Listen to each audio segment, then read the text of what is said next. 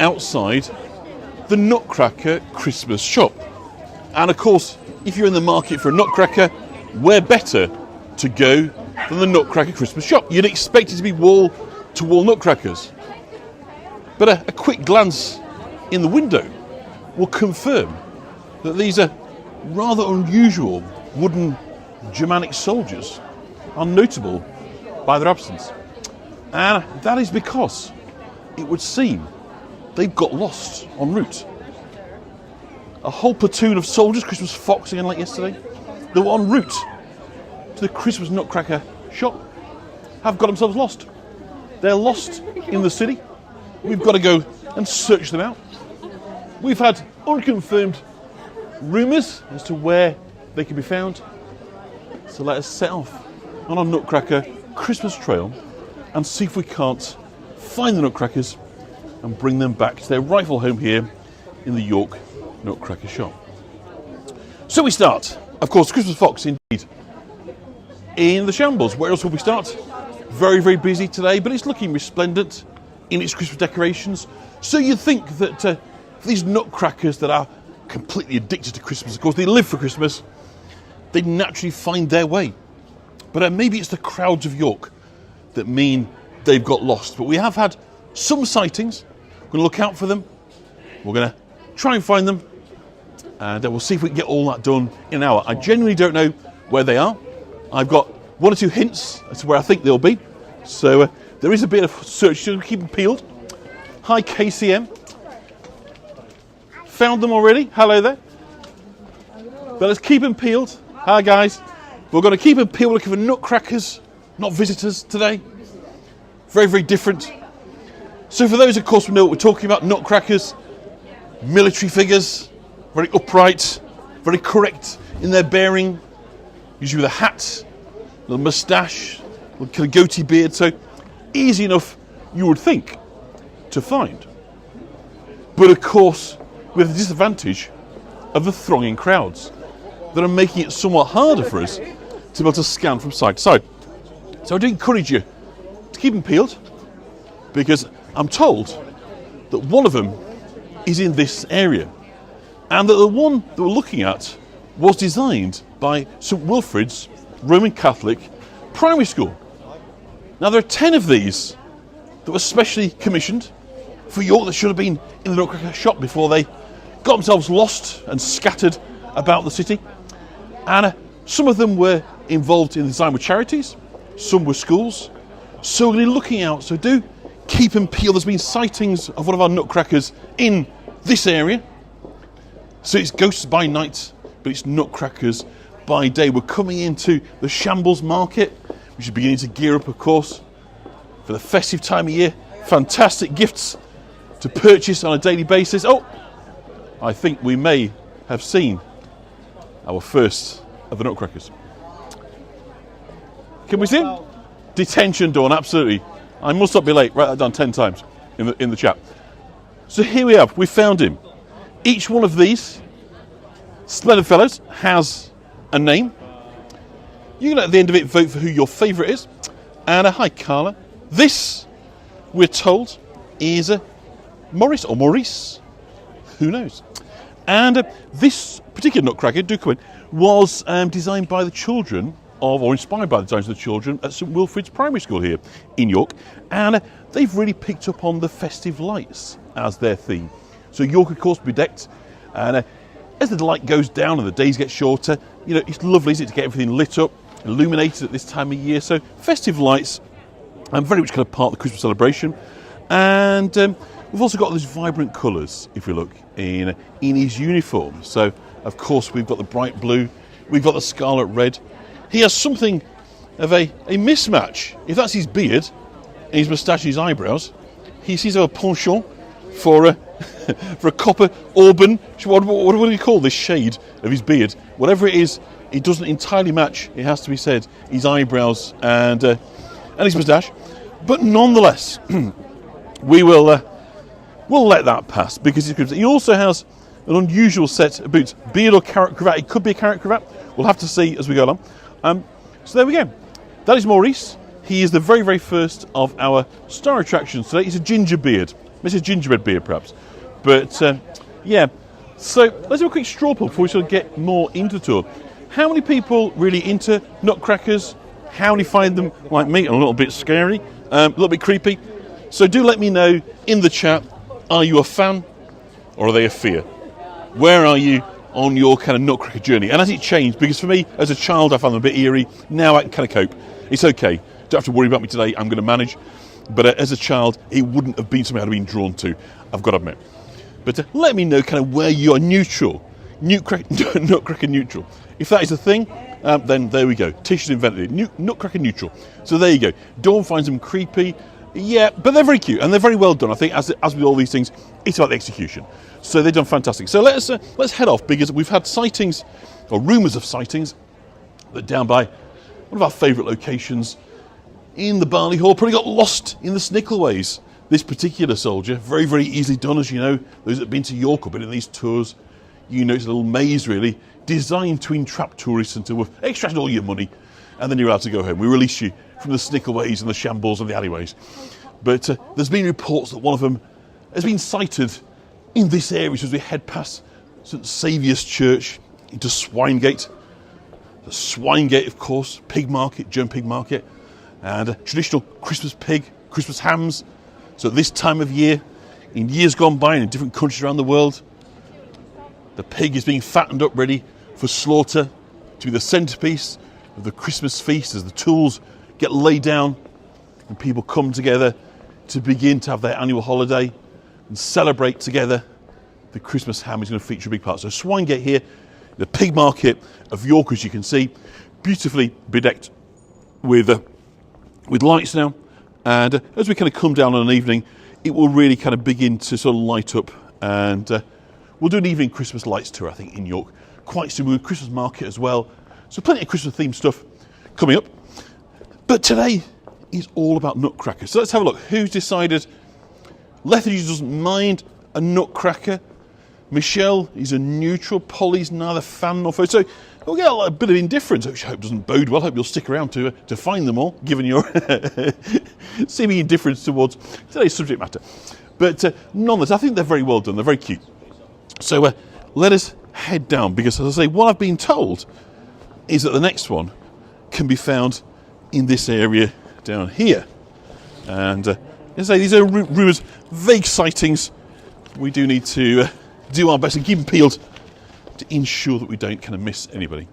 So we have to duck down as we go down, of course, through Coffee Yard. So it may be it could be he got stuck down here. Maybe the plume on his hat is too tall, and so he couldn't get through this very, very low-lying entry place. Maybe that's why it is. So let's see. We've been told there's been sightings, unconfirmed of course, of a Nutcracker in this part of the world. So do keep them peeled, and we'll see. Leslie like Maurice. That's fun. Is it Maurice or Maurice? How do you think? Is it M-O-R or M-A-U-R? How do you pronounce it? Maurice? Maurice. Let's go two ways, I guess. Better say where the other have run loose. Well, I think I agree. So here we are, Swinegate, as we talked about here. The pig market, German Schwein, with pig and pork starting to rain a little. Hopefully the signal is okay as we kind of go through here. And let's keep them peeled. And lovely Christmas scene we can see in Barley Hall. All being kind of beautifully decorated to give us a sense of a festive medieval Christmas. And a part of the I Spy, with my little gimbal, we have another. So a few weeks ago we were up here looking at ghosts, and now here we are finding nutcrackers. So we talked about ginger, did we not, on the last tour? And Susan's got brochures, fantastic. So I believe that we've now found a gingerbread man nutcracker, a ginger cracker. How's that work? Gingerbread cracker. Anyway, his name is surprisingly Dean. I'm not quite sure where the name Dean will come from. So gingerbread and Christmas is sort of things that kind of we associate very much now, don't we? Gingerbread men, gingerbread houses. Gingerbread, by the way, kind of really doesn't get popularised as a kind of sweet treat until the medieval period. Its association as a foodstuff goes all the way back to kind of ancient Greece. And we got it from China in the West on the old kind of Silk Road, the Silk and Spices Road. And originally it came for... Does anybody know what why it was originally imported? Ginger, do we know what kind of the view was, why it was brought in? It wasn't for a pudding. Let's just see if anybody is... no Googling, no kind of cheating. Odd shoulders too, he has, hasn't he? Maybe he's got an epaulette. Maybe he's been kind of docked. He's got a half rank, as you might say, because epaulettes signify, don't they? They rank. So maybe he's been in bother for getting lost. Or maybe he's lost it en route. And he's searching. See how worried he looks. Ginger chocolate. So actually ginger was brought in originally as hopefully a cure for the plague. Because in China it was treated for its medicinal qualities rather than as a foodstuff. And so they very much hoped that it could come in as a treatment for the bubonic plague. So that is why ginger came to the West and to these shows. And someone ate his shoulder. Quite possibly he's probably covered in delectable icing and lovely, lovely tasty things. So that may, of course, be why it is that he's missing. So that's Dean. So do let me know, is ginger, is that part of your Christmas? Part of the smells as well, isn't it? I think it's one of the sort of the least thought about things. We think about Christmas. We think about all the presents and the gifts and don't say thing in it, presents and gifts, but, all the food and socialising, but the smells, the sense of Christmas. And to me, kind of ginger and cinnamon and nutmeg and all these kind of, these flavours, if you like, these aromas, they are absolutely delicious. So good for travel sickness, Ginger. That's fantastic. Good to know that. Thank you, Susan. So stomach settler, anti-inflammatory. So as with all these things, they've got a kind of range of purposes sort of with them, or rather there's a range of benefits associated with taking them. Dawn loves gingerbread men. Anybody going to build a gingerbread house? Is that kind of part of your pre-Christmas preparation? Building a gingerbread house as a kind of centrepiece for your decorations? Do let us know in the chat. Good for information, absolutely, lethargy. So I think we'll leave Dean to it. So we've done pretty well. We've only been going a few minutes and we've already found 2 little blighters. So let's hope that bodes well for the rest of the tour. And we will move on. I'll just put my watch back on, which is doing its best to fall off my wrist and do an escape job just like the Nutcracker. So we've found 2 out of 10 so far. So let's hope that, as we say, bodes well. So let's get us out of the alleyway and then we'll talk a bit about the history of gingerbread. And so, by the way, this project, this lovely tour we're able to do today, is brought to us courtesy of the York Business Improvement District, the York BID. And they commissioned a local artist by the name of Sian Ellis, who basically has created 10 of these fabulous, I guess they're kind of resin fibre. I'm not quite sure what they're made of, but it's obviously cast and very, very kind of cheerily kind of painted up. So she's done that, and she's worked, some of them are her designs. So the gingerbread is one of her designs, and was the first one we saw. So it was Maurice, wasn't it? So Maurice was designed by, or inspired by, the designs of the children at St Wilfrid's Primary School. The second one was one of Sian Ellis's own. And as we go around, if I'm aware of them, I'll try and kind of point out who's kind of designed them, what the thinking is there. But as we're passing, let's just take a moment just to enjoy. Hilary Blake loves ginger flavour, one of those great tastes of Christmas. But we're at Cath Wolverhart, and of course, these are very much kind of Germanic in origin. We'll talk about the Nutcrackers just in a little minute. I've got some notes on their history, which I'll just pull out for today. But let's get out into a sort of slightly quieter room, just see if they've got any in the windows over here. Oh, there's just a few there. Sorry, can I just get in there? Thank you very much. So we can see 1 or 2 of the Nutcrackers of a kind of correct size, rather than these kind of gigantic affairs that are lost in the city of York. So, as I say, Sian Ellis is our Nutcracker superstar who's brought them to life.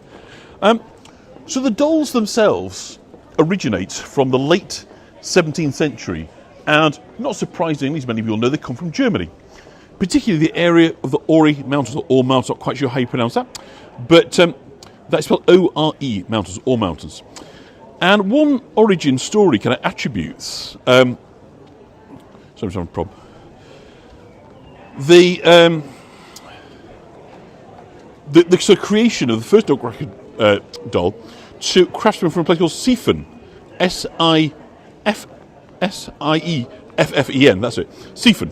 I'm not very good at pronouncing German words, so I do apologise for any of you from Germanic background. Apologies for my kind of tripping over, but anyway, I'll try and spell them as well. So it's S-E-I-F-F-E-N. And they were often given as gifts, and at some point they become associated with the Christmas season. We don't really know kind of why. And they started growing popularity around the 19th century, and they spread to other nearby European countries. Obviously, in Germany, sort of Central Europe, there's no kind of water borders. It's quite easy and porous, for cultures to spread from place to place. And of course, a huge source of kind of spreading of stuff were in what they call Germany the Keeperkellers. The Keeperkellers were sort of travelling salesmen. We might call them tinkers in other parts of the world, and that's become associated with sort of low-level criminality. But the travelling sales guys that would go from village to village selling everything from kind of pots and pans and knives and kind of craft works and so a lovely Christmas tree there. So the Keeperkellers also, it spread news, by the way, or gossip. So they're kind of travelling news people, salespeople, and so it's very, very likely that German Keeperkellers, perhaps moving into nearby Austria or Switzerland or the other country, maybe Italy, the neighbour, does Italy neighbour? Anyway, the companies around Germany, and probably that's how they spread. Nothing more than somebody trying to spread their kind of sales patch, and so they go on that way. So they spread around, and as then the sort of demand grows, the Nutcracker sort of production begins on mass scale in factories.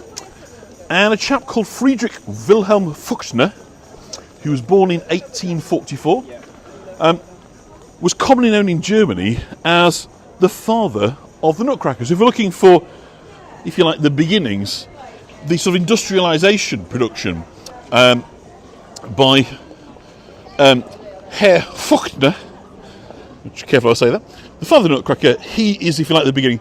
And he produced on a lathe in his workshop in Siefen, which is in Saxony in Germany. And that kind of all kicks off in 1872. So, if you like, the beginnings of the mass production as opposed to the artisan production is a lovely kind of Christmassy decoration. The Judge's Lodgings here in York. So if we're looking for the source of the availability, and so of course the other thing that kind of coincides with this, of course, is the emergence of retail shopping, which is as opposed to kind of market stalls.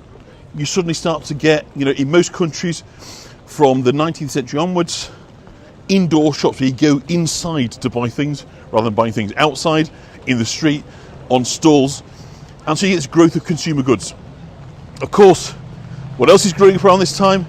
The Christmas tree is being popularised right the way across Western Europe, being brought inside. So you can see how the demand for these little guys grows up around a whole bunch of other things. You've also got the beginnings of electricity, of course, kind of creating electric lights, not necessarily in the home just yet, but all the things that we come to think of Christmas are all sort of beginning to sort of come together and kind of coalesce in the second half and the sort of final quarter of the 19th century across Europe. So it seems that the mass production of the Nutcrackers sort of sits alongside that. So there's been rumours that you see the rain's coming down up near the Minster. There's been further rumours that another of these wee fellas has been spotted in this area. So again, we're going to have to keep them peeled. I've been told there's a couple in the Minster area. I think there might be one fairly near here, but we're going to have to just keep an eye out, keep them peeled, and hopefully, so I'm not entirely sure where it is that we should be looking, but I think I may well have seen and spotted one. Aha, here we go, right. So standing in the shadow of the ruins of St Leonard's Medieval Hospital, we have our third one. Thank you, Dan. We're going to talk a little bit about the Nutcracker story in a little bit. So here we are, the third of our Nutcrackers today. Looking very, very smart indeed, emblazoned, as you can see, with the designs of the Minster. Is that Janie from Yorkham? And you like him, he's very smart. He is very smart, he's standing to attention. And I think he's the first one, correct me if I'm wrong, that appears, apart from, let's say, his beard and his moustache aren't entirely a convincing colour. But put that to one side, I think everything he's wearing is matching. He's got the same colour boots on, same collars, same epaulets. So I think he's sort of all present and correct. I think he's definitely making the effort. So, KCM's favourite so far. So this is the Nutcracker designed by York Mind. So the colours are representing the brand colours of the charity. The pale, the kind of mid-blue, and the white. And it celebrates Christmas in the city. So you can see we've got the Minster, we've got snowflakes kind of coming down in the background. And so York Mind is an independent mental health charity here in York, which helps local people with emotional well-being and independent living and recovery from mental ill health, and the aim to empower individuals experiencing mental ill health to start the pathway of recovery through all aspects of their lives, including social, personal and professional.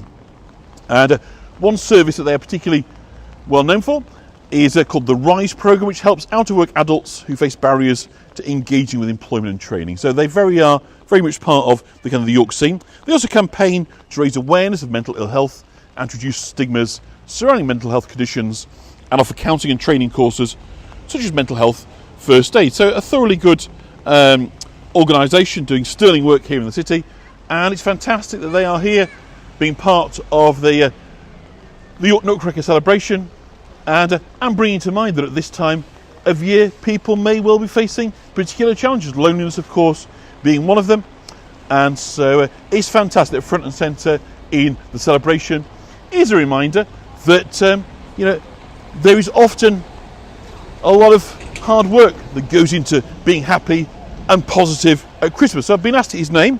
His name is, drum roll, his name is Andrew. So everybody say hello to Andrew, the wonderfully smart Christmas Nutcracker that has been, as I say, designed and reflecting the work and positivity associated with the York charity York Mind.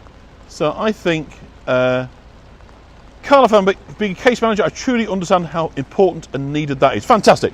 So Carla can see, so wherever you are, I hope that there's an organisation like York Mind that is able to do those kind of services in your kind of local neighbourhood, and never be afraid, of course, to call upon the services of people if you feel that maybe coming to these dark nights you might just need a bit of a boost.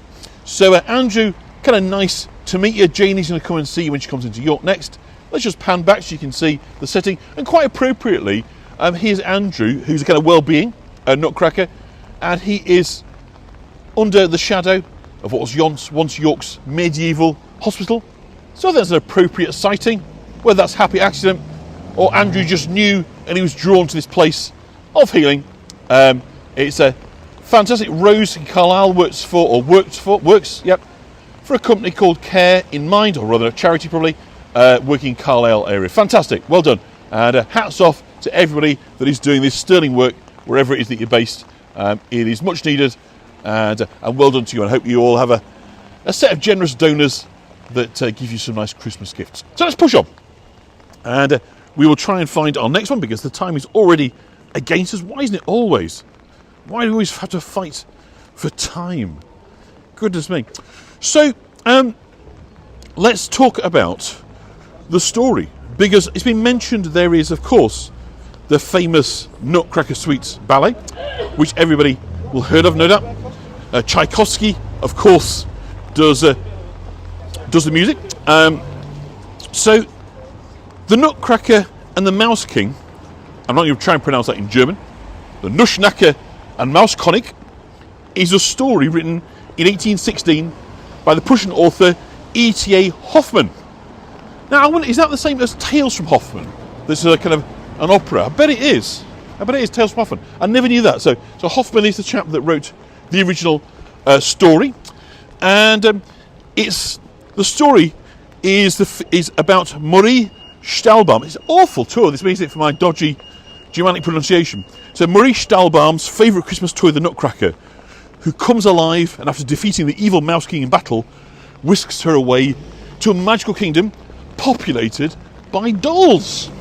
So that's a good sounding story. So we're just going to cross over, and we're heading towards the Minster. We're looking out, of course, for the next one of our Nutcrackers. So the story was originally published in Berlin as part of a collection of the Kinder Märchen, I'm guessing you're pronouncing it, of children's stories. in, oh no, this is brutal, this. Yes, you can probably see I've got some notes today with all these German words written down. And each one I look at is even harder to pronounce than the one previously. It's like it's a kind of masochistic tour, this one, where I exposed my complete lack of affinity with the German language. So I can only apologise to anybody that is fluent in German, or has any German roots, that I'm probably destroying the Christmas spirit for you with this tour. But anyway, it appeared in der Realschulbuchen Gelung, I think.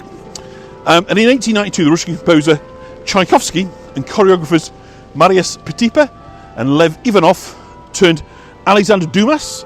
So Alexander Dumas, of course, famous for the Three Musketeers, and they turned it into a ballet, the Nutcracker. So there we are. So in case you wondered where that kind of the Nutcracker story came from, the Nutcracker Suite, and of course that's one of the sort of famous bits of music, isn't it, from kind of ballet, the Nutcracker Suite. So I'm not holding it up so much because I've got a lot of rain at the minute, so I'm just trying to keep my gimbal dry, so which is why we're not panning up to the top of them. Just going back to the Nutcrackers, by the way. So again, thinking about how this sort of spread and popularised, how that sort of comes outside Europe, because I know quite a few of you in Europe, and those that subsequently watch this won't be from Europe, so you kind of wonder, well, okay, the Keeper Keller passed them around to Germany and neighbouring countries, but how did that then lead to them spreading elsewhere? Well, like a lot of things, it was the Second World War, and specifically American GIs and other nationalities, Canadian troops as well, Air Force guys and what have you, that are based in mainland Europe after D-Day, and as they're sweeping through Germany, they of course come across Nutcrackers. Thinking about it, we can probably date stamping up. We can probably talking about Christmas of 1944, 6 months after D-Day, as they're kind of crossing Germany and sort of Central Europe, getting in towards Berlin. They're probably encountering them. So the American troops are taking these Nutcrackers as souvenirs, and they bring them home. So that's how Nutcrackers, we're told, came to be present in North America, and that's how it became sort of part of your Christmas. So again, it's sort of fascinating, isn't it, John, how these things sort of spread. So there's been further sightings of another in this area, and I think you can probably see he's coming into vision right now. So is this number 3, number 4? I'm sort of losing track of how many we've spotted so far.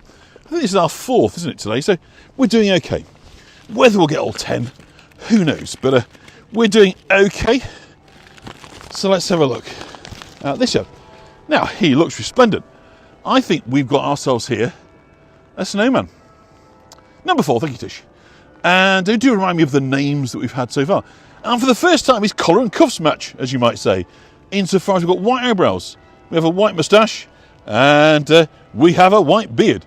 So we've definitely got colour coordination. We've got a lovely scarf on. I start with a scarf today, but it was a bit too warm, so I've taken my scarf off, but I've got my brolly up because it is raining. Again, we've got a little bit of sort of snow going on, and I would say a pineapple. I'm guessing it's like a little pom-pom. Oh no, it's one of them fluffy feathery things, isn't it? They have on top of their caps, like the hussars. Very cute, this one. So we've got a name, and appropriately, given his location, his name is Peter. I'll be out of the way in 2 seconds. And so Peter is standing guard by the Cathedral of St. Peter. I'm going to move out so this family can come in and take their photographs. And we'll bid Peter adieu. See how the Germans flow in now?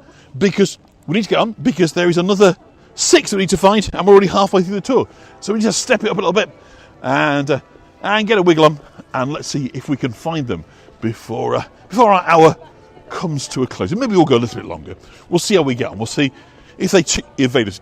So we've had 4 so far. Just remind me, somebody, of the names, if you can, if you've been writing these down, so that we can remember come the end of the tour who they were and what they looked like. So those whoever's organised on here, take a note. I think was it Maurice, the first one, the second one, I forget which. Who was the gingerbread one? One had lights across his tummy, didn't he? One was called Dean. I don't really understand why, but he was York Mind.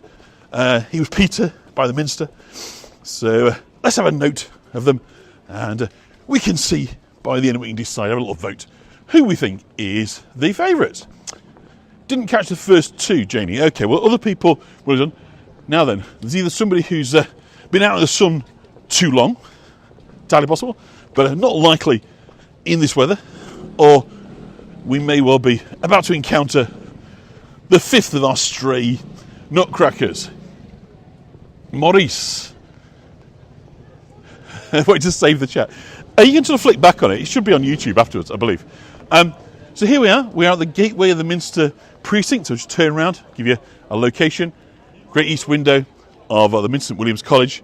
And here we have now the fifth today of our fabulous nutcrackers. And lovely colours, red and gold. Really lovely colours of Christmas. So he's got a spectacular gold moustache. You don't see that every day, a gold moustache, do you? And let's check out on his name. So his name, my name is Helen. Okay, so we've got a she her type situation. I would guess kind of going on. He's the printer's devil. He could well be Katie. That's a great call, but it's Helen. Because Helen is the mother of Constantine, so it may well be a link to Constantine's mother. That's maybe why the name is here, but incredibly resplendent there in the red and the gold. Very, very smart uniform. Like I say, a bit too long in the sun there, under the sunbeds. I think, Helen, you need to perhaps sort of tone down the amount of rays that you're getting. But other than that, I think they may have been chosen by, I don't know how they've been chosen, the names, but certainly stands out. A little demonic, yep, a little demonic. Maybe so. Maybe it's Helen Greek. Maybe he's a Greek person. So who knows? Who knows the source? But it's raining. We've seen them 5. So let's get a wiggle on and let's see if we can do the final 5. And this is where it gets hard, because whenever they design these things, you never think about poor tour guides. They have to design routes. They design them here, there, and flipping everywhere to get you across the city. So it's all well and good for the artists and the business improvement districts. They give so little thought to people like me. They have to then work out a route that brings you towards them. But nonetheless, if the walls are open, we'll take a little stride across. I think there might be one, I've heard, over on Monkgate. We're at Monk Bar coming up, so the northeast gateway of the city. And again, there's been sightings in this area of nutcrackers. So let's kind of start looking out. And let's tell you a bit about the story. So the story of the Nutcracker book begins on Christmas Eve at the Stahlbaum house, and Marie, age 7, and her brother Fritz sit outside the parlour speculating about what kind of presents their godfather Drosselmeyer, the clockmaker and inventor, has made for them. So imagine he creates this amazing gifts, pretty like the guy in Chitty Chitty Bang Bang, if you're familiar with that. Makes wonderful gifts for children. And they always receive sort of splendid gifts from Drosselmeyer. And it turns out to be the gift, a clockwork castle with mechanical people moving around inside. And you think, oh my word, what a fabulous... But these children, who you'd have to say probably a bit entitled, they kind of go bored of it. But Marie notices a nutcracker, and she asks to whom it belongs. And her father says it belongs to everybody. But since she's so fond of him, she will be his special caretaker. That's what her father says. So she, Fritz, and their sister Louise pass him amongst themselves, cracking nuts until Fritz tries to crack one that is too big and hard, and his jaw breaks. So if you remember the classic look of the Nutcracker, he's got a kind of a dropping jaw, hasn't he? So Marie, who's upset, bandages him with a ribbon from her dress. And then when it's time for bed, the children put their Christmas gifts away in a special cabinet where they keep their toys. Now Marie begs to stay with the Nutcracker a while longer, and she's allowed to do so. And she tells him that Drosselmeyer will fix his jaw. And at this, his face seems to come alive. She's frightened, but she decides it was just her imagination. So now then, we have in our presence. Black and white. Day and night. Night and day. We have night. We have day. We have something of the duality of the black and white of medieval timbering over here. And in reverse, so with the tiles, we have a castle gateway. Not quite sure what it is we're being told about this, but he's a splendid chap.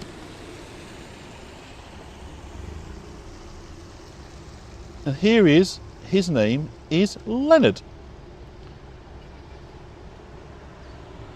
So it's buffering. So we'll head back on the walls, and hopefully that will get us to a kind of good place. So the signal should hopefully pop up back. We'll just wait a minute. And Shirley Crabtree talking about the Big Daddy, the wrestler. He's from Halifax, where we were yesterday. So we've got suddenly Marie thinking that her treasured Nutcracker, with his broken jaw, who's now got a ribbon around his jaw to help him heal until Drosselmeyer can come in and do a repair on him. And we'll just cross this road, and then we'll pick up on the story again.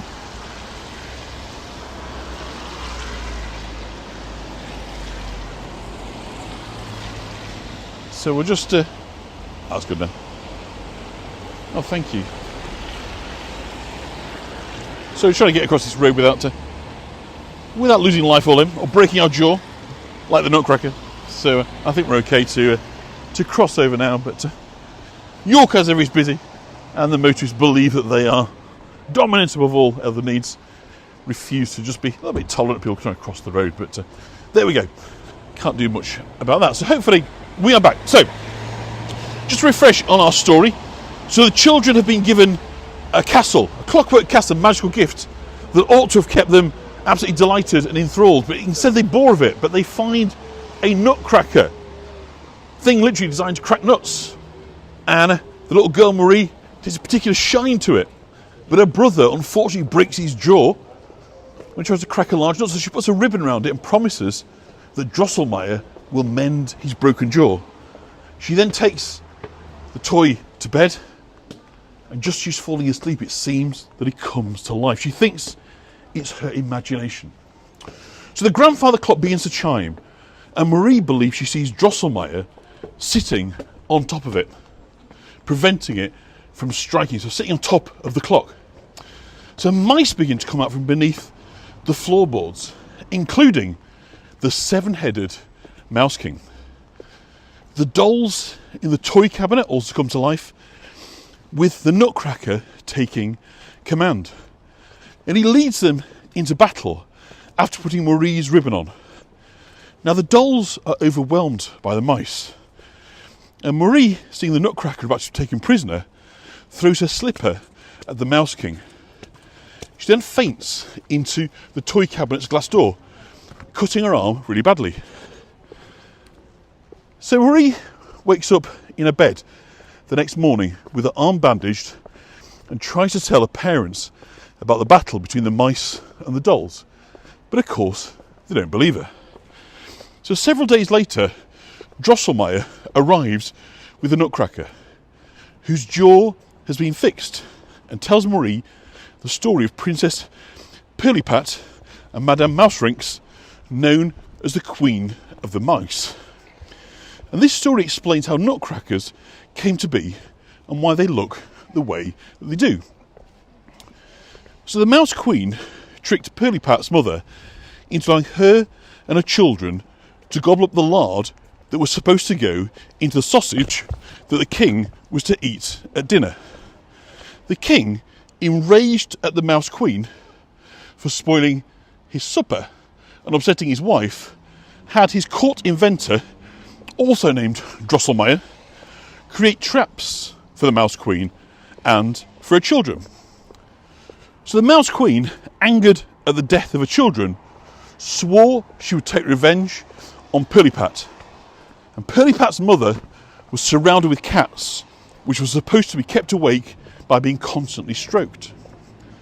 The nurses who did so fell asleep, however, and the Mouse Queen magically turned Pirlipot ugly, giving her a huge head, a wide grinning mouth, and a cottony beard like a nutcracker.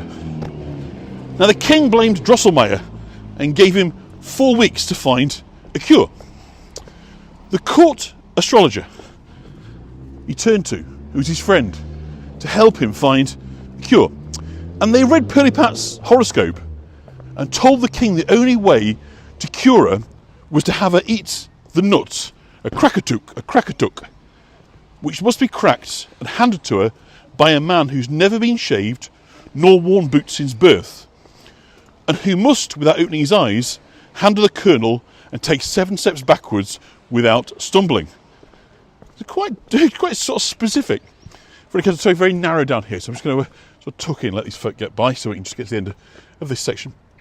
So the king sent for Drosselmeyer and the astrologer to keep a lookout for a likely candidate. So the two men journeyed for many years without either finding the nut or the man, until finally they returned home to Nuremberg, and they found the nut with Drosselmeyer's cousin, a puppet maker.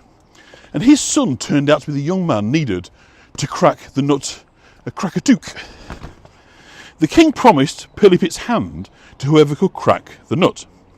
So many men broke their teeth on it before Drosselmeyer's nephew cracked it easily and handed it to Pirlipat, who swallowed it and immediately became beautiful again. So that's the cat, yeah.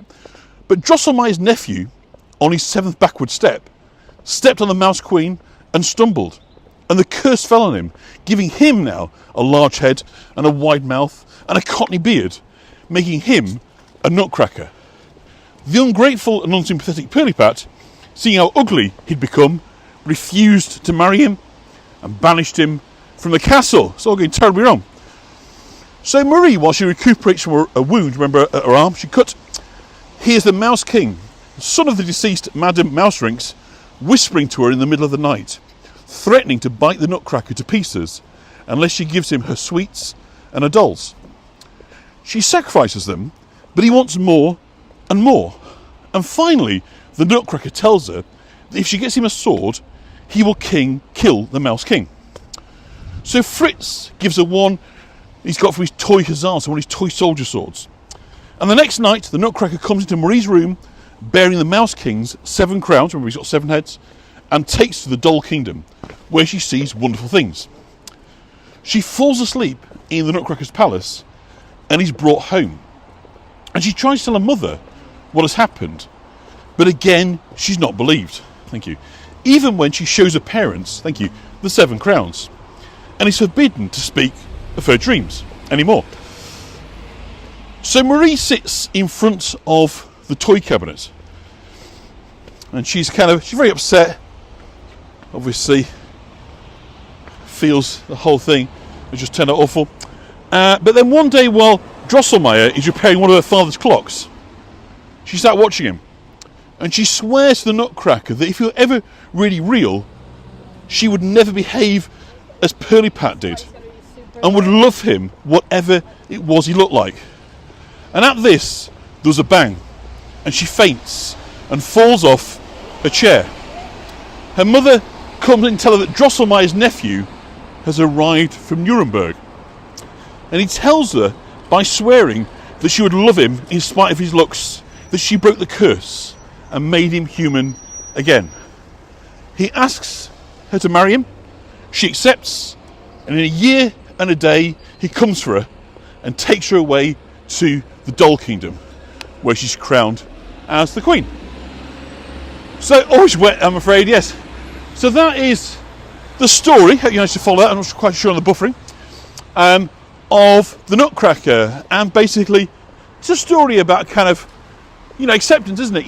And how we might change, and of course being a soldier, something of a metaphor. Maybe a handsome young man in effect goes away to the war and he comes back very, very badly disfigured. Is the love still as strong from his sweetheart? Seems to be a kind of theme that kind of runs through that 7-headed, multiple enemies to be defeated, and so forth. I'm reading too much into it, but it seems to me that it's swimming in that kind of territory. Is that particular story? But we've had reports of another of our Nutcracker really has gone a long way astray, it has to be said. Is in this part of the world, so we'll continue to look for him, and I just need to cross over because again we're on a very, very busy road here, and just passing the fabulous pub here, the Black Swan of York, and I think I could just see, just peeking out there.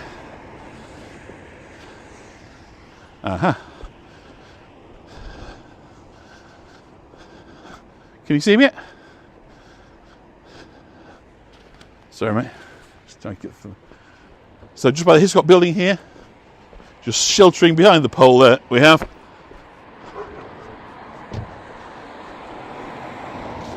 the next one. And this is a Nutcracker that has been designed by the children of Wigington Primary School here in York. And a couple of things to note. He's got a crocodile hat. You see that? So the George probably wouldn't notice that. So crocodiles, of course, feature in the Punch and Judy story. I'm not quite sure what the link to Christmas is, but there is his. Sorry, I'm just putting Brolly down. There he is with his fabulous crocodile hat. And what else have we got? So we've got really Christmassy colours this time round, haven't we? So I think the children have really kind of fixed in on the real kind of colour palette of Christmas. So we've got reds, we've got greens, we've got golds, and everything I think here is kind of present and correct. So he really is a very smart. He's a lovely black beard and goatee. So I think to a degree that almost what's kind of slightly missing with these decorations, of course, is the sort of the broken jaw element that's associated with the Nutcrackers that the story, of course, told us about. But other than that, he is fabulous. Love him. And would I be wrong, do you think, in thinking about what do you call that, candy cane things that hang on Christmas trees with the stripes, like kind of pepperminty sort of things, festive colours? So candy cane, I would think, red and white striped sleeves, got a crocodile hat. Again, I'm not quite sure where that kind of comes in, but I like him enormously. I really kind of do. I think he's fab. He's fab. So she's got Tchaikovsky's in his head. So interestingly, in terms of that kind of Christmas association, really. So we've got the traditional kind of Nutcrackers, associated with 16th century Germany. But so I was looking at my list to see where we head next. Okay. There isn't really an association with Christmas until the Nutcracker popularised the connection in the late 19th century. It does seem that the late 19th century is that because we've got the sort of mass production in Germany of these dolls, and then obviously we've got the ballet, which was sort of the Hoffman story, I think we said was 1812. Started to rain again, so I'm going to put my brolly back up. So it's kind of 19th century, even though the roots of this particular, what we're going to call it, I'm going to call it toy decoration, going back to the 16th century. Of course, Christmas going back a long time further from that. But in terms of it being Christmas, we're into the late 19th century. Tchaikovsky does a ballet. It's a huge hit. Not everything is, of course. But it was, people loved it, and still to this day, the Nutcracker Suite is one of the kind of staple works. It's like kind of with Swan Lake and the sort of ballet canon. It's one of these sort of classics, isn't it? And so it's based on the Nutcracker and the Mouse King, as I say, where a girl befriends a Nutcracker and comes to life on Christmas Eve to defeat the evil Mouse King. So that's the kind of story. In case anybody wasn't aware, it's not really a story I had to dig in and find out that story. It wasn't something that I could have tripped off the tongue. But it's a quite complicated story, obviously. A few elements to it, but it's kind of always nice. And what fascinates me is often with these sort of ancient European stories, everything from sort of Hansel and Gretel's, you think about the children being abandoned in the woods, to Hans Christian Andersen, of course, Little Mermaid, who's prepared to have her tongue cut out so she would be beautiful.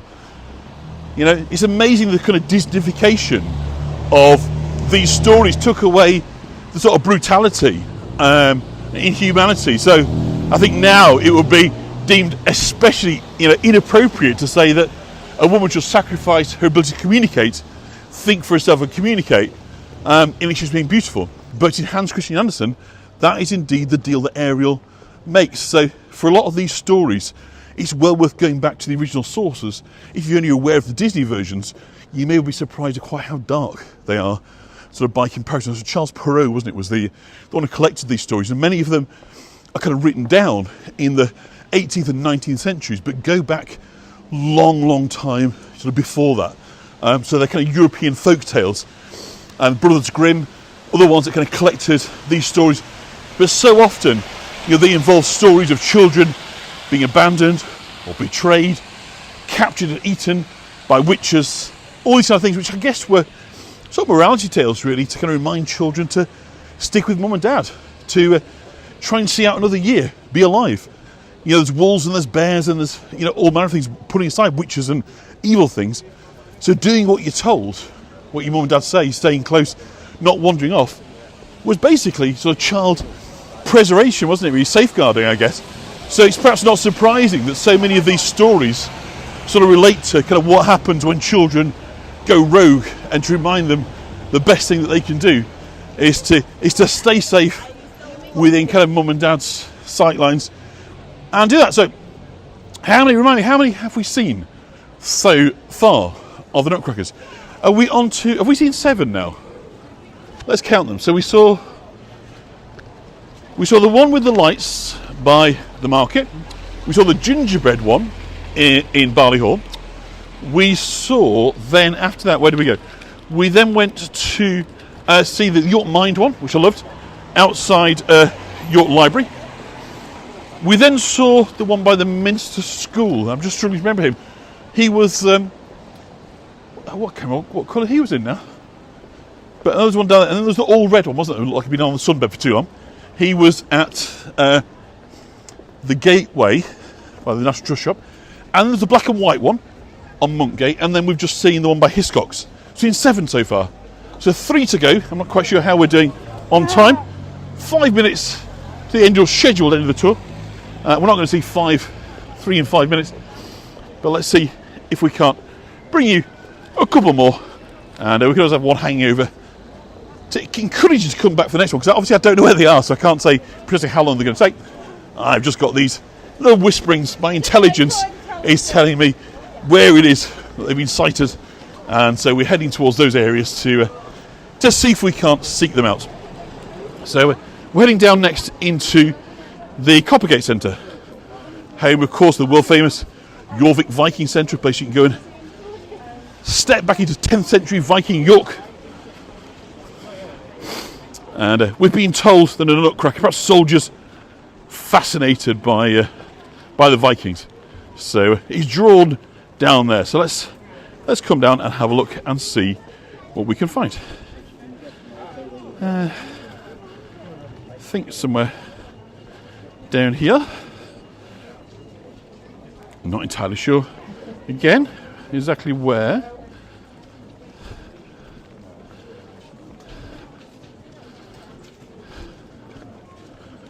Keep them peeled, folks. Again, very, very busy, so might not be so easy to spot just yet, but keep them peeled from side to side, and hopefully we'll be able to see in just a moment exactly where it is that I think that I may have spied. Let me know if you can see him already. It's quite strong. It may be that people are obscuring the view at the moment, but hopefully he will come into vision very, very shortly. So, what have we got here? We've got, this time, another of our Nutcrackers, and this time it is somebody who's got decorated by robins. So then, what do we know about this one? So we've got robins, we've got antlers, have we got a reindeer? No, just got antlers. We've got robins, and we've got sun in snow. So what I can tell you is this has been designed by the Changing Lives programme. So Changing Lives is a drug and alcohol service for the City of York and they offer a wide range of programs helping with employment, housing and recovery, and wellbeing services. And it was kind of inspired by those enrolled on a program here, a community rehabilitation program for people at any stage of their kind of recovery journey who are trying to change their relationship with drugs and alcohol. And traditionally, nutcrackers were given to bring luck to families and keep evil spirits and danger away from the family home. So inspired by this folklore, the changing life designs were based on what brings individuals in recovery strength and power at Christmas. So the sight of the robin they're seeing, gives them kind of hope. Things come back, normality will kind of return. So the kind of consistent theme in their submissions, because there was a few ideas, was the idea of nature supporting well-being and recovery, and a source of kind of calmness and serenity. And this is reflected in the Nutcracker's design, featuring robins on a kind of sky blue background with snow falling, making a peaceful winterscape. So I think that's absolutely lovely. Yeah, the bird's eye and robin's eye, the Nutcracker eye and the robin's eye, all one of them. So I think that's absolutely lovely. And his name is, drumroll, Blake. Okay? So I rather like Blake. So Changing Lives, another one of York's charities that are helping people with particular sets of needs at this time of year. And of course, all your KCM thinks the most artistic so far. That's fantastic. So I like it. I think we're getting a lot of love for Blake. So show you the other little robin just down there. We'll go around the back so you can just see how he looks from the rear. The robin in flight. And of course, what's slightly perhaps misleading is all these robins gathered together, because robins are fiercely territorial and they will not share their space with others. So you wouldn't see a clutch of robins together. That sadly is rather wishful thinking, but nonetheless, I think we can forgive them that one, not mistake really, is it? Probably a design aspect of that. So somewhere around here there is another one, and again I don't know, I've had kind of unconfirmed sightings of somewhere in the castle area. That's all the information I've been given. It's quite a big area, so we're going to have to keep them peeled on this one and see again what we can see. But I do think that there is a dark blue one, is what I've been told. So let us walking back onto a castle gate now. So around the rear of the Coppergate Centre, the Clifford Tower, York Castle, is about to emerge in front of us, and we're going to have a look, and we'll see. Hopefully, we might see some people on the trail, because there's lots of families and young people looking out for these as well today. It's a concerted effort by the people of York to try and find the lost Nutcrackers. So if we can find him together, that's fantastic. He'll be brought back to the York Nutcracker shop, where they can be looked at safely until it's time for Christmas. So he'll be rounded up and brought back so the platoon of Nutcrackers can stay nice and toasty warm in York until Christmas arrives. So he's somewhere around here, is what I'm told, but that is the extent of my knowledge, of my understanding. So quite where he is, I don't know. If we don't see him, there's one more. So 9 and 10, not quite sure where exactly that they are, but I will just keep them peeled. I'll give you a little shot of the castle as we're kind of going by. So hopefully you've enjoyed this little kind of festive treat here in York today. I think what's always nice is, despite the fact you've seen obviously York on multiple times, there's always a reason to come back and have another look, because thanks to our friends at the York BID, the Business Improvement District, and of course, Visit York, they make such a great effort to put on all year round entertainment. So there's always another reason to come into York, whether you're a local here, whether you're a visitor. There's always a reason to come back, and that's fantastic. And of course, it's free entertainment as well, so lovely for those that are struggling. And let's hope, of course, by putting on free entertainment, then there's a bit more money to buy the nice things. As we all know, when you're out with your mum and dad, you're going to want your hot chocolate and a biscuit or a muffin or something nice to eat. So hopefully everybody gets the benefit by making it free. Then there's a bit more money to spend on the luxuries and the treats. Well, I can't see this here Nutcracker. He is evading us somewhat, so we may well just push on to our final location, the tip-off that I've been given as to where we may find the final Nutcracker. Let us see if we can do that. But I think we are We're doing. You have a robin. Yeah, a robin. So robins are very territorial. So Dawn has a robin that comes back. That is very, very typical. They'll come back year after year. But as I say, they will not share that space. They will fight, and they fight, brutally. It's not sort of. It is a full-on territorial claim, and as long as that robin is alive, that space is his until somebody comes and takes it off him. And if somebody comes and takes it off him, it is quite like I can see him now. It's quite likely that the robin will kind of retire and go off and die, which is quite sad, isn't it? But such is the reality that without their own kind of ground to kind of stake out, to call their own, then they can't survive. So I'm just going to cross over. I've caught sight of number 9, which is just fabulous. I heard in this area. I didn't realise where they were talking about, but now I've found him. So they're right. He is in the kind of castle area, insofar as the castle is just over here. But it isn't the area that I was thinking of. So this street is Clifford Street, by the way. Known, of course, as after Clifford's Tower. So Clifford's Tower is the tower on the hill, the remainder of York's medieval castle, known as Clifford's Tower, after Lord Clifford, who was executed there by being hung in chains for months on end. It took him several weeks to die, being slowly sort of suffocating and being crushed by the chains. Horrible death. There you go, that's Lord Clifford. And just round this corner, by the old fire station, I believe that I spied something, yes it is, of real colour. And this, I believe,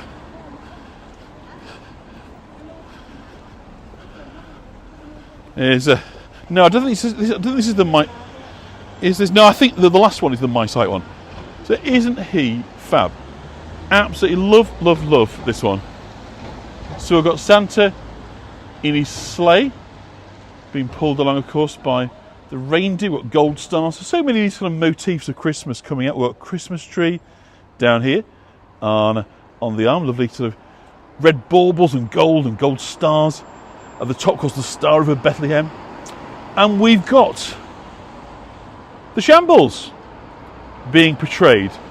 Isn't that fab? Loving that artwork. Isn't that brilliant? So this is one on by Sian Ellis. So this is one of her designs.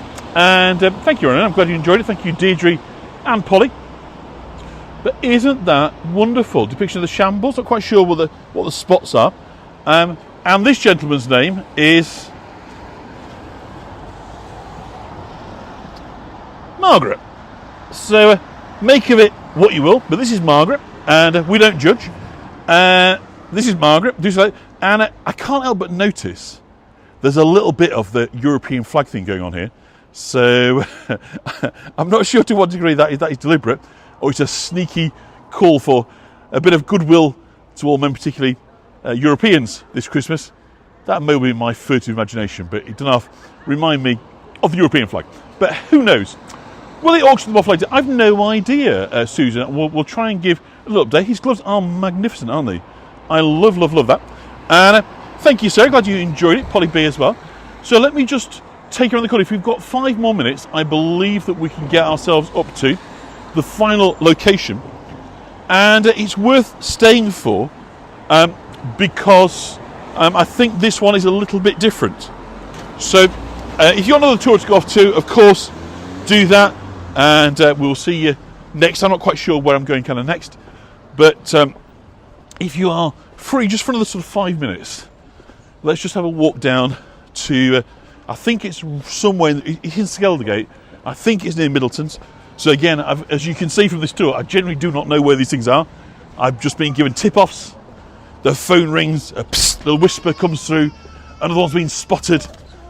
And this is how we put this tour together, on hearsay and gospel whispers. And I think that last one, saying it's near the castle, really was cheating, because you say near the castle, you expect it to be on that side, in the car park, in and around the Eye of York, the Castle Museum, that area. So I feel a little bit swindled on that one, but nonetheless, despite the campaign of misinformation that I think was deliberately put in our place to try and throw us off the scent, we merry band of detectives, we still managed to come through and find the missing Nutcracker. So we've found 9. So, let's just have a recap. Let's see who can remember all 9. If you remember in order, I'll be solely impressed.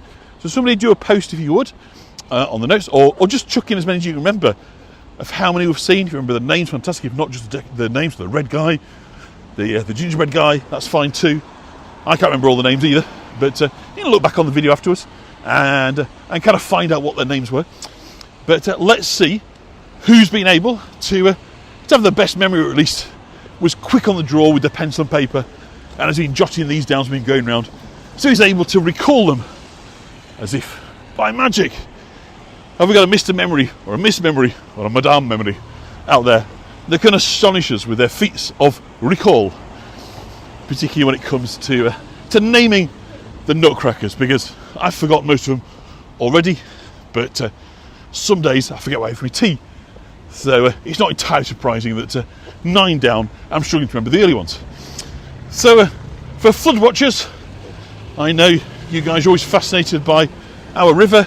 I think now for the 4th time this year we're back in flood, so you can just see down here, which may of course impact our ability to get into Skeldergate. We'll have to have a look how that kind of pans out, but I don't think people believed me at first 2 years ago when I said, but you know, happens about 4 times a year, and they go, yeah, okay, sort of thought about the odd puddle. No, the river goes into full flood about 4 times a year. That's living in York. It's the norm. It's no big deal. We're used to it. But I appreciate it does have a fantastic look. That and I saw Andrew, Helen, Margaret, Maurice, Peter. Fantastic. It's just the stars in the sky. Maybe so. Maybe so. Stars in the sky.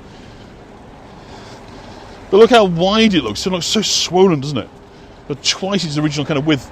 So all this area from here, you can sort of see where the walkway is there. That of course should be. Dills was reopened. Dills is now back underwater. Sad to say. Fantastic if you're in York. Do come and drop in on Dills. Bring your wellies. If it's this kind of weather, it won't be open, of course.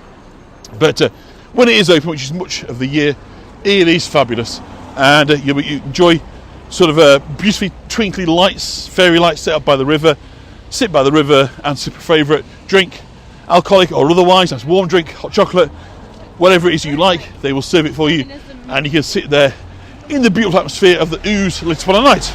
But like I say, sadly, not right now, because the river has other ideas, and the river kind of dictates what the river says. Is kind of what happens. We just have to accept that if the river wants to flood, that river's going to flood, and there ain't nothing we can do about it. But that is life in York, and it's part of the joys of being somewhere that is so idiosyncratic. And there's the start to the walls, or one of them. We'll do our William the Conqueror and the Vikings wall walk. We start there, so we'll start a number of tours down there. And I believe that our final Nutcracker is not too far away from here. So in Skeldergate, Skelder, the Viking shield, the Shieldmakers Street. So those famous Viking shields, you know, the circles with the pretty patterns. This is where the Shieldmakers resided, here in Viking Gorvik. So they resident. So this is sort of mostly now kind of residential street rather than kind of business street. It's kind of gradually over the years become more and more associated with residential, but of course historically this was the areas of the docks. So these were kind of warehousing, storage areas. It was all built for the sort of, you know, for goods kind of coming in and out of the city. And you'll see a lot of the areas around here got high walls. It was to do with the floods. Ground floor's not really used, so everything off the ground floor is the first floor. You step up, simply because it's just not conducive trying to build up. Use ground floor. So everything, if you have a look at it, is built upwards to cope with the fact that for at least twice a year, much of Skeldergate will be underwater. So again, you can see down here the sandbags and the blockages. So we're just geared up for it. You can't stop it, so consequently you have to live with it. And I've just spotted our number 10. So I'm so pleased it's taken a shade over. It's an hour and 10 minutes. That's not bad. 70 minutes, I think, to crisscross York and to find 10 of these. So I should have said a 75-minute tour, shouldn't I, rather than a 60-minute tour. But I think that's a pretty good value for money, isn't it? Whatever you work out, it's one every few minutes. So the one we're about to see here is outside of Lady and Middleton's, or Middleton's it's now known, which is a fantastic hotel. We've visited here. We've seen ice sculptures here. We've seen the ghosts in the gardens here. So how lovely to be able to return this time for the final visit of the day on our Nutcracker trail. So you can probably see him now. He is in bright blue. She's in very high contrast. And there's a reason for that, why it's so easy to spot, because this is the My Sight Nutcracker. He's bright blue, but he's got white tactile snowflakes. So that is the brand colours for My Sight, which of course you can probably imagine is a local charity associated with the blind and kind of partially sighted. And if you sort of feel in over here, can you see? There's raised.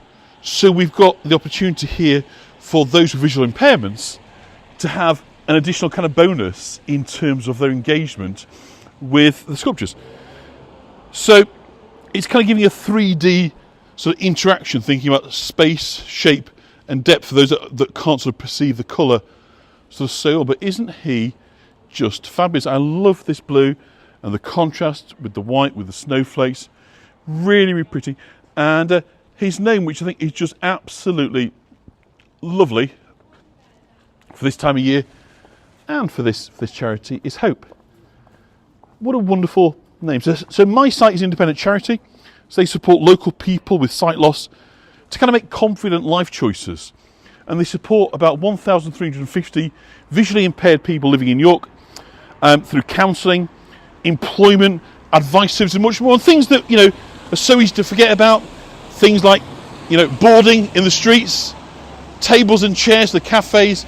It's very, very easy to just kind of spread everything out, but not thinking of people with blind and partial sighted issues that need to ensure that the spaces are kept clear for their kind of safe kind of passage. So they very much kind of work as an advocacy. They home visit services, volunteers offer one-on-one support and friendship to people living with sight loss. And they train local businesses in understanding the needs and concerns of people with visual impairments, and again pick up on an often kind of miss part of that, of course, is the loneliness, the isolation that can come with sort of sight loss. So, I think that's a wonderful way to finish up with Hope. I know there are members of this community, perhaps not necessarily on this tour right at this moment in time, that know about the reality of kind of sight loss and impairment. And it's fantastic to know that their needs are being kind of both reflected, but also in the name Hope being sort of celebrated, that it's about local action and the ability of volunteers and organisations to come together with local funding to make a difference to people's lives. And I think if that is not a metaphor for Christmas, then I don't know what is. The season of goodwill to all. It's only really just getting started, but it's been fabulous to bring you the Nutcrackers today, the Halifax Christmas Parade yesterday. I really hope you've had a lovely, lovely start to the festive season. You're not bored by the time we get to Christmas, because there'll be plenty more of these. But for now, in York, I'm going to let you go. I'm going to just turn around. I'm going to give you not only a wave, I'm going to give you